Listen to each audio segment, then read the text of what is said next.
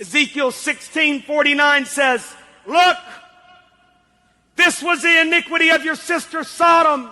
She and her daughter had pride, fullness of food, abundance of idleness. Neither did she strengthen the hand of the poor and the needy. They were haughty and committed abomination before me. Look this way. I know you're viewing from all over the world and you're saying, but Brother Steve, this doesn't have anything to do with me. I beg your pardon, sir. I've lived all over the world and I've traveled all over the world. I remember walking into Amsterdam and the people saying, don't go past that road right there. And I said, well, what is there? They said, it's the district.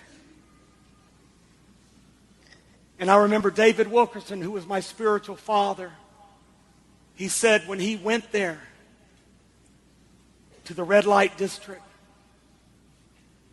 to the big circle, to the place where everything goes, anything goes, eat, drink, and be merry.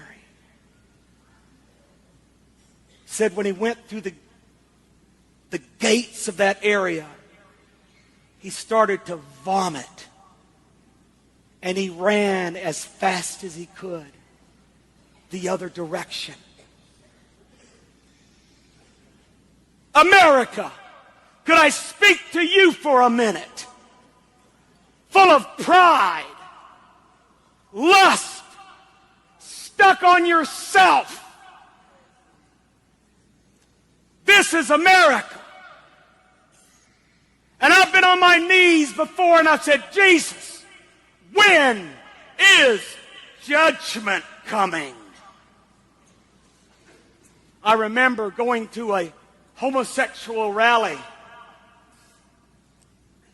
Oh, by the way, this is Sodom and Gomorrah. Sodomy.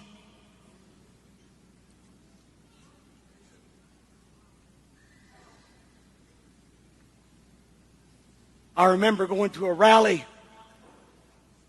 and I went there just to view. There must have been 500,000 homosexuals, and if you're a homosexual here, I love you. I love everybody. Your sin is an abomination to God.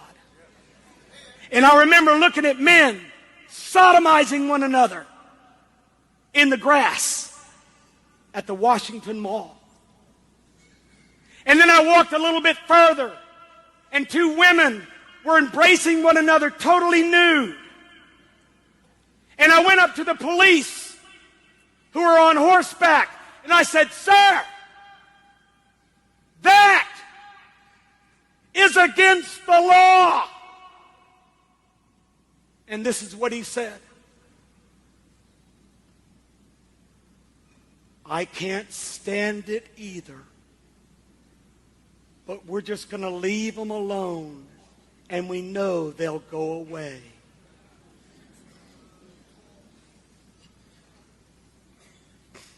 I'm not talking about Thailand or Taiwan or another Asian area of the world. I'm talking about America.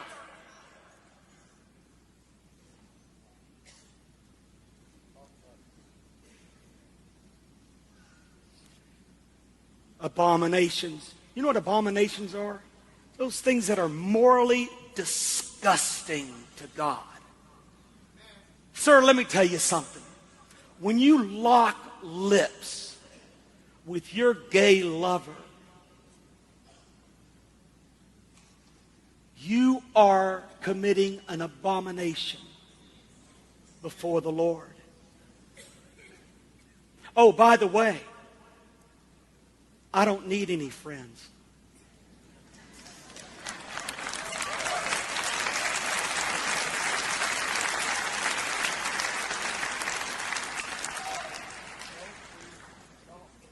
I asked the pastor the other day. I said, how's it going? He said, fine. I said, what? He said, fine. I said, you mean everything's going great? He said, yeah. I said, what are you preaching?